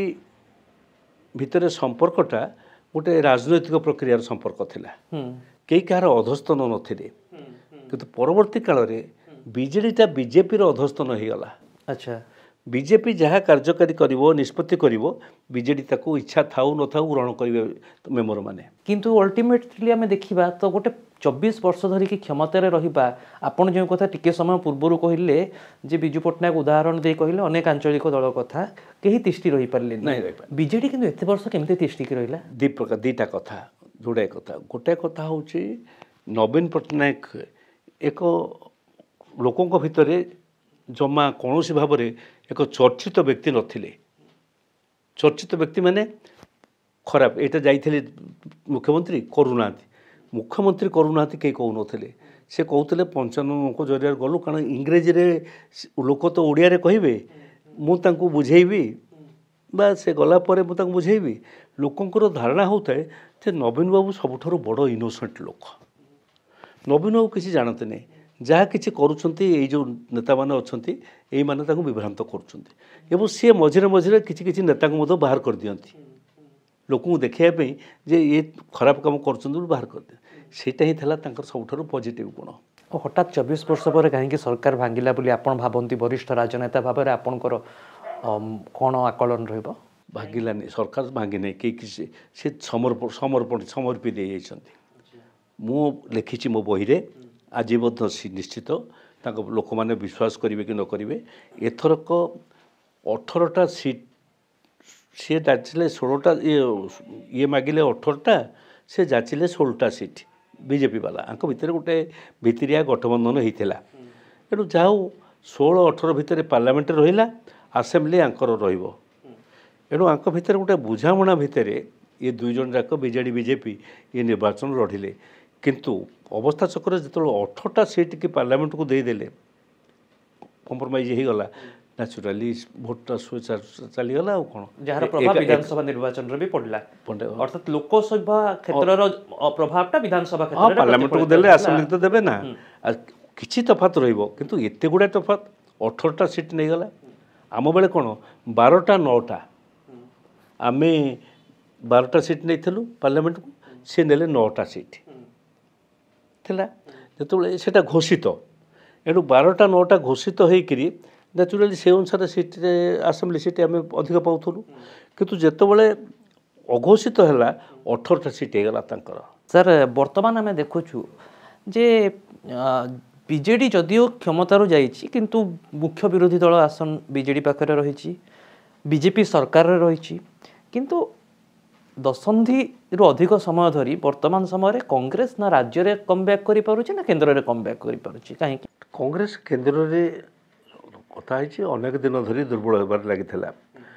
ରାହୁଲ ଗାନ୍ଧୀଙ୍କୁ ଅଲଗା ଭାବରେ ଚିତ୍ରିତ କରିଥିଲେ। ବର୍ତ୍ତମାନ ରାହୁଲ ଗାନ୍ଧୀ ସାଧାରଣ ଲୋକଙ୍କ ଭିତରେ ଗୋଟେ ଚର୍ଚ୍ଚାକୁ ଆସିଗଲେ ଏବଂ ସେଥିରେ भारत वर्ष ये चेष्टा कर बर्तमान राहुल गांधी नेतृत्व में कांग्रेस निश्चय उठुची आगु भारत वर्ष अन्य राज्य मान उठुची एवं से गट ये मैंने कौन करुँच लोकमत नथाऊ नथाऊ अपर पक्षे ठीक कि भोटा को जितला केतटा सरकार गोटे भांगिले से 20-22टा लेखा नहीं जाऊँच भांगी दौरान एमएलए नहीं जाऊँच गोटे दलू 20-22 एमएलए धर मध्यप्रदेश में कांग्रेस नहीं चलीगले बाय इलेक्शन हम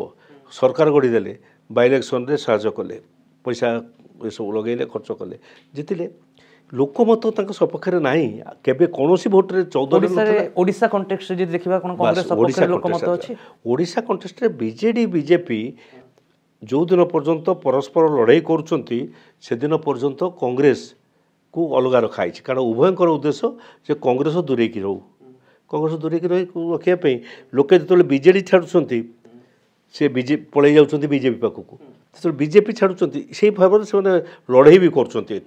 साली कुस्ती आम जो साली कुस्ती कहू परस्पर भितर संपर्क रखिक कुस्ती करा जाए से व्यवस्था कर कांग्रेस नेता कहीं निज दल अन्य बड़ बड़ नेता को सामिल कर पारना समस्त होती न्याचुराली 25-30 वर्ष पावर बाहर रहा से निष्क्रियता टी बेसी देखा देती बर्तमान समस्त सामिल कर बर्तमान तो भक्त बाबू जिते कांग्रेस मुखिया होती राज्य में भावुना टी आग अपेक्षा कांग्रेस एक्टिव हो जाए एक्टिव निश्चय युवक मानू नहीं राहुल गांधी गोटे बड़ वार्ता हूँ सब यंगर एलिमेंटा को बेसी दियो प्लस दियो कारण आगामी दिन से प्रस्तुत करेंगे सेटा एणु जो कि जो मैंने नाम करा नेता धर आम समस्ते आम टिके विशेष भाव में सामना को जाऊनु जाना कि समस्ते दल सहित अच्छा सर किसी राजनैतिक प्रश्न या सहित मुझे रखी जेहेतु आपण ओडिशार जो माने दिग्गज राजनेता से सह काम करिसेंती किछि जनकठू प्रेरणा पाइचंती आज आपण वर्षीयन राजनेता तो ओडिशा राजनीतिर इतिहास को जदि आम उपलब्धि करबा पई चेष्टा करिबा तबे से लोकंक विषय रे भल भाव में बुझा पड़ो एवं मु चाहिए समस्त विषय गोटे गोटे धाड़ी रे निर्दिष्ट व्यक्ति मानकर उपलब्धि कौन मत टे कहे श्रीयुक्त हरेकृष्ण महता को आरंभ करी हरेकृष्ण महता संपर्क में जड़े दूरदृष्टि संपन्न नेता ओके नंदिनी शतपथी विषय नंदिनी शतपथी समय जड़े कृषि कृषक और श्रमिक मानकर सब समर्थन करथिबा नेता बिजू पट्टनायक विषय बिजू बाबू समय शिल्प उन्नतिकरण एवं एक बड़ स्वप्न बांटिबार नेता जानकी वल्लभ पट्टनायक विषय जानकी वल्लभ पट्टनायक एक समतुल राजनीति समस्त सहित सबू विषय गुड़ को सामान भाव में विचार करके कार्य करने लोक नवीन पट्टनायक विषय नवीन पट्टनायक सब बड़ कथा निष्ठा एवं आंतरिकता ता सहित इच्छा शक्ति ये तीनटा जाकर अभाव रहा पाखे सेटा ही हूँ सबुठ किंतु तो से सबुठ अधिक समय मुख्यमंत्री रहिले ओडिशार विकास से देखी विकास किसी है नहीं विकास माने कौन रास्ता घाट होती रास्ता घाट केन्द्र कला जो आमर मनमोहन सिंह ताकर जो समय जो लिबरालाइजेशन है अर्थनैतिक ये रहा से सबू राज्य मानकर आकू जाइछन्ति सबू राज्य से ओडिशा जाइए और कौन रास्ता घाट होती पोल होती ये सब कथा दादन कमी कि बाहर को लोक जाऊा लोक संख्या कमिला कि एक द्वितीय कथा हूँ जो लोक मैंने एटी काम करुँच पिला माने जो मैंने जो जगह काम करतु ना कहीं आर्थिक स्थिति रे किसी परिवर्तन उच्चतर बढ़िया देखा जाइए कि कौट कहार देखा जाए ओके आउ वर्तमान मोहन माझी सरकार केमती चली मोहन माझी सरकार मु तो भावे सरकार नहीं बोली सरकार कौन विरोधी दल मनमोहन आंकर मोहन माझी मो सांगे एमएलए भी मुला बेले थे बहुत भल लोक हिसाब से मुझे देखी आदिवासी कि अनादिवासी नुहे खूब भल स्वभाव भल एवं किंतु से तो निजे विचार शून्य जहाँ विचार उपरू आसब ठुकेबे से विचार को लेकर जब गला बेले तादरे पुणी टणाटणी भी अच्छी किसी कार्य कर संभव नुहे कांग्रेस विषय कुहाଯାଏ ଯେ କଂଗ୍ରେସରେ ମତାନ୍ତର ମନାନ୍ତର ଅଧିକ ରହିଛି ଯେଉଁଥିପାଇଁ ଦଳ କୁଆଡ଼େ ଆଗକୁ ଆସିପାରୁନି ଥିଲା ଏବେ ନାହିଁ ଆଉ ନାହିଁ ନା ନାଇଁ ଶୁଣ ସବୁ ଦଳ ଭିତରେ ଟିକେ ରହିବ ନାହିଁ ମୁଁ କ'ଣ ସବୁ କଥାକୁ ଗ୍ରହଣ କରିଛି ବିଭକ୍ତ ଦାସଙ୍କର ତାହା ହିଁ ତ ଗଣତନ୍ତ୍ର ତାହା ହିଁ ଡେମୋକ୍ରେସି ସେଇଟା ବସିକି ଆଲୋଚନା ହେଲେ ନିଶ୍ଚୟ ପରସ୍ପର କଥା କଟାକଟି ହେବ ପଦାକୁ ଯିବ ପ୍ରେସ୍ ବାଲା କହିବେ ତାଙ୍କ ଭିତରେ ତର୍କ ହେଲା କିନ୍ତୁ ସେ ତର୍କ ହେଉଛି ଶୁଭଙ୍କର ଗଣତନ୍ତ୍ର ପାଇଁ ଭକ୍ତ ଦାସଙ୍କ ନେତୃତ୍ୱକୁ କେମିତି ଦେଖୁଛନ୍ତି ଆପଣ ଏଇ ଭକ୍ତ ଦାସକୁ ତ ମୁଁ ଜାଣିଛି ଛାତ୍ର ଅବସ୍ଥାରୁ ତାକୁ ରାଜନୀତିରେ ଆଣି ଆମେ ସବୁ ଯେତେବେଳେ ସେ ଆସିଲେ ସେ ସବୁଠୁ ଜାଣିଛି ତାର ନିଷ୍ଠା ଅଛି ଅର୍ଥାତ୍ ଯେଉଁ ପଞ୍ଚାୟତ ନିର୍ବାଚନ କଥା ଆଗକୁ ଆସୁଛି ବା ଏଇ ନିର୍ବାଚନ ପରେ ପୌର ନିର୍ବାଚନ କଥା ବା ଉପନିର୍ବାଚନ ବର୍ତ୍ତମାନ ଏଇ ଉପନିର୍ବାଚନ ପରେ ସେ ସବୁ ଆସିବ ଓକେ ମୋର ରାଜନୈତିକ ଜୀବନରେ ମୁଁ ଅଳ୍ପ ସମୟ MLA ରାଜନୀତିରେ ଅଛି କିନ୍ତୁ ବେଶୀ ସମୟ ମୁଁ ଯାଇଛି ଭାରି ଟ୍ରେଡ୍ ୟୁନିୟନରେ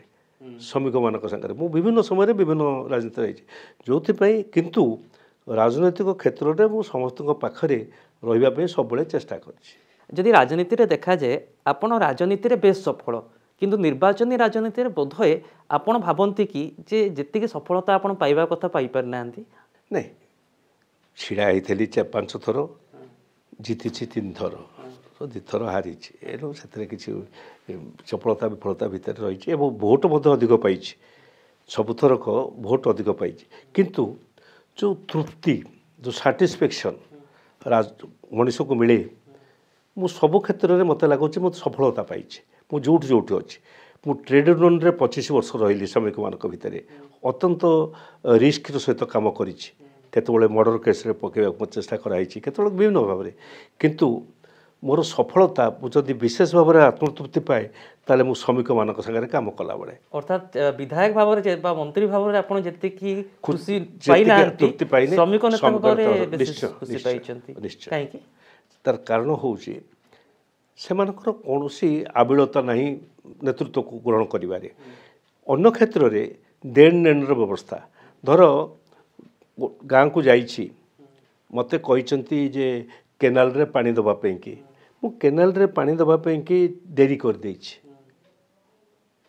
ମାନେ ଯାଇନାହିଁ ତାହେଲେ ମୋ ବିରୁଦ୍ଧରେ ଲୋକମତ ହେଇଯିବ କିନ୍ତୁ ଶ୍ରମିକମାନଙ୍କ କ୍ଷେତ୍ରରେ ଧର ଶ୍ରମିକମାନେ ମୋତେ କହିଛନ୍ତି ଯେ ଆମକୁ ବୋନସ ଏ ବର୍ଷ ମିଳିବା ଏହା ଦରକାର ଆମେ 8.33 ପାଉଥିଲୁ 12% ବୋନସ୍ ପାଇବୁ ମୁଁ ନେଗୋସିଏସନ୍ କଲାବେଳେ 10% ବୋନସ୍ ହେଇଛି କିନ୍ତୁ ତାକୁ ସେ ଗ୍ରହଣ କରିଛନ୍ତି ତାର କାରଣ ହେଉଛି ତାଙ୍କର ବିଶ୍ୱାସ ଅଧିକ ଥାଏ ୱାର୍କିଂ କ୍ଲାସ୍ର ଶ୍ରମିକ ଶ୍ରେଣୀର ନେତା ଉପରେ ବିଶ୍ୱାସଟା ପ୍ରବଳ କେବଳ ବିଶ୍ୱାସ ନା ବାଧ୍ୟବାଧକତା ବି ଥାଏ ନା ବିଶ୍ୱାସ ବାଧ୍ୟବାଧକତା ତାଙ୍କର ନଥାଏ କାରଣ ସେ ଭାରି ଫ୍ରି ଯେକୌଣସି ସମୟରେ ତୁମକୁ ଛାଡ଼ିକି ଅନ୍ୟଠି ପଳେଇବେ ଯଦି ଦେଖିବେ କରପ୍ଟ ଲୋକ କରପ୍ଟ ସେମାନେ ଅନେକ ସ୍ଥାନରେ ଦୁର୍ବଳ ଶ୍ରେଣୀରେ ମଧ୍ୟ ବିବେଚିତ ହୁଅନ୍ତି ବା ଆର୍ଥିକ ଭାବରେ ସେମାନେ ଏତେ ଆଗରେ ନାହାନ୍ତି ସେଥିପାଇଁ ବାଧ୍ୟବାଧକତା ଥାଏ କି ନାହିଁ ସବୁଠାରୁ ବଡ଼ କଥା ହେଉଛି ଏଇଟା ହେଉଛି ମୋର ଫିଲୋସଫି ନୁହେଁ କଥା ନୁହେଁ ଏଇଟା ମାର୍କ୍ସଙ୍କର ଫିଲୋସଫି ଯେ ୱାର୍କିଂ ଫୋର୍ସ ହେଉଛି ସମସ୍ତ ସମାଜର ଗାର୍ଡ଼ିଆନ୍ କାରଣ ତାଙ୍କ ପାଖରେ ସଂଗଠିତ ଭାବ ଥାଏ ଏବଂ ପଇସା ମଧ୍ୟ କିଛି କିଛି ଥାଏ ଚାଷୀଟା ପାଖରେ କିଛି ନାହିଁ ଗାଁ ପାଖରେ ବିଶେଷ କିଛି ନଥାଏ କିନ୍ତୁ ତାଙ୍କ ପାଖରେ ଅଳ୍ପ କିଛି ହେଲେ ବି ଅଛି ଏବଂ ସଂଗଠିତ ସେମାନେ ଏଣୁ ସେଇ ଦୃଷ୍ଟିରୁ ସେଇ କ୍ଲାସ୍ଟା ହେଉଛନ୍ତି ଭେନଗାର୍ଡ଼ ଅଫ୍ ଦି ସୋସାଇଟି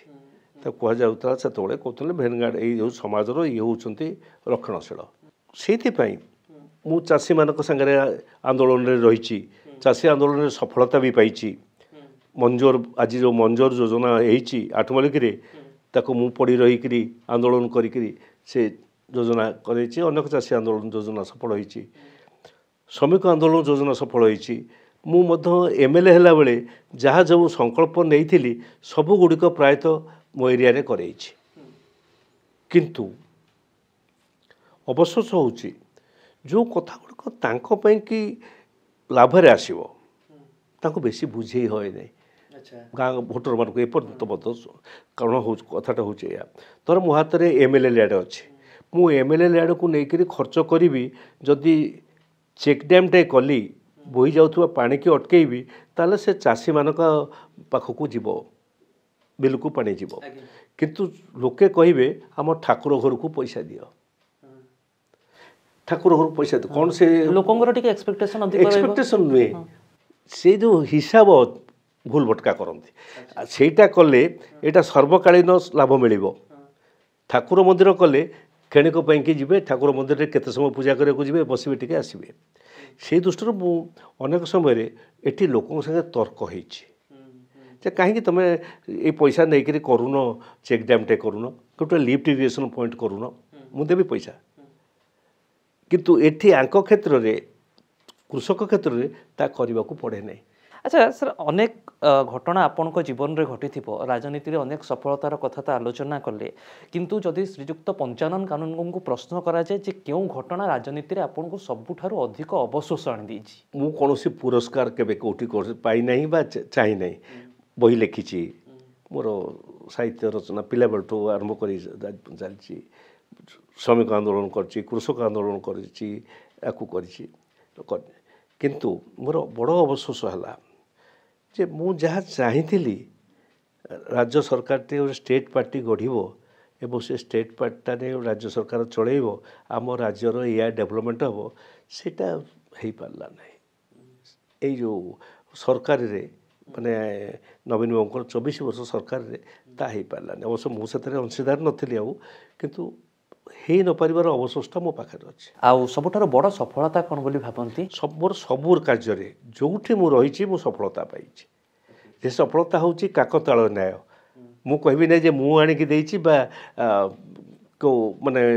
ଅବସ୍ଥା ଚକ୍ରରେ, କିନ୍ତୁ କେମିତି କ'ଣ ତ ହେଇଯାଏ। ଧର ମୁଁ ଯେତେବେଳେ ପାରାଦୀପ ବନ୍ଦରର ଟ୍ରେଡ୍ ୟୁନିୟନକୁ ଗଲି, ବଡ଼ ଅସ୍ଥିରତା ଥିଲା ସେଠି, କେବଳ ହଣାକଟା ନିଆଁ ଜଳାଜଳି ଏଇ କାର୍ଯ୍ୟ ଥିଲା ଏବଂ ପୋର୍ଟର ଗୋଟେ ଦୁର୍ବଳ ଅବସ୍ଥାରେ ଥିଲା। ମୁଁ ସେଠି ଯେତେବେଳେ ନେତୃତ୍ୱର ସାମ୍ନାକୁ ଆସିଲି, ସେଇ ଯେଉଁ ପିରିୟଡ଼ଟା ଧଡ଼କିନି ଉଠିଲା। ମୁଁ ଯେତେବେଳେ ରାଜ୍ୟ ସରକାରକୁ ଆସିଲି, ଦରମା ଦେବାକୁ ପଇସା ନଥିଲା, କିନ୍ତୁ ହଠାତ୍ ସେ ଉଠିଲା। ଗୋଟେ କଥା ପଚାରିବି ସାର୍, ଜାତକ ଗଣନା ବି ଆପଣ ଶିଖି ଯାଇଛନ୍ତି,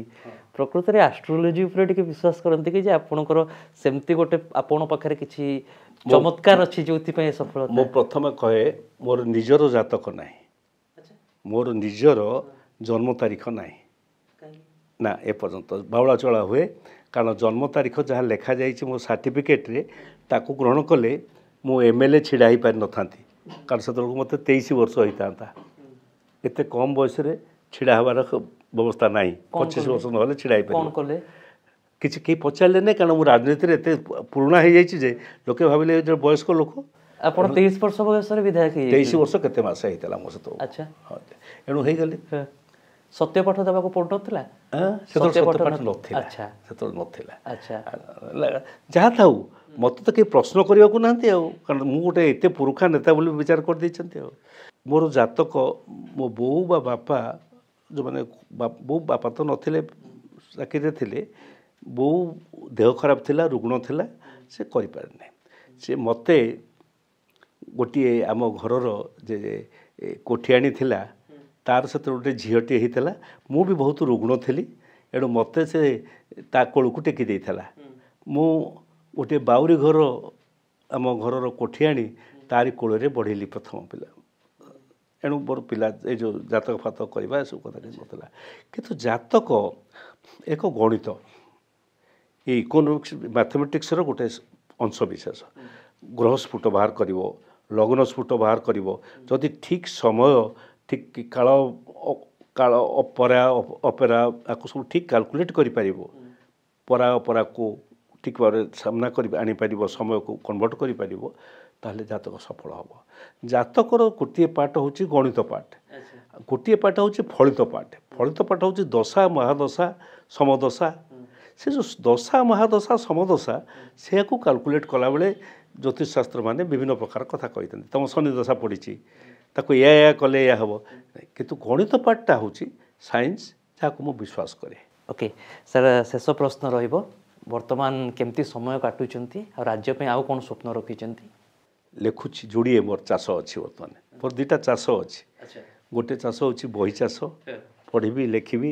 ତଳେ ମାନେ ଏଠି ମୋର ଅନେକ ବହି ଛପା ହେଇଛି, ଏବେ ଆଉ ଗୋଟେ ଯିବ ପବ୍ଲିଶର ପାଇଁ। ଆଉ ଉପରେ ଚାଷ ଅଛି, ଛାତ ଉପରେ ଆଜି ଦିନରେ ଯେଉଁ ପରିବା बजार रे दाम बेसी बोलिक लोके चित्कार करछंती से परिबा मो छात ऊपर तैयारी होउछि तो छात ऊपर आपण परिवा चाष करूछंती चाष करछि आज दिन रे आइली सिम आनली छचिंद्रा आनली सारू अछि देसी आलू अछि मार्केट रो किने को पड़े जाय कि मार्केट रो आलू केवल आसे आलू आ पियाज आसे पियाज भी बेले बेले करूछि मु किंतु आलू पियाज आसे आ अधिकांश परिबा बेले बेले जा न थाए आसीबो अधिकांश परिबा साग ये सब मोर छात ऊपर करूछि फूल चाष करूछि परिबा चाष करूछि तो वर्तमान लेखा लेखी आ चाष दीटा आपण समय काट राजनीति तळे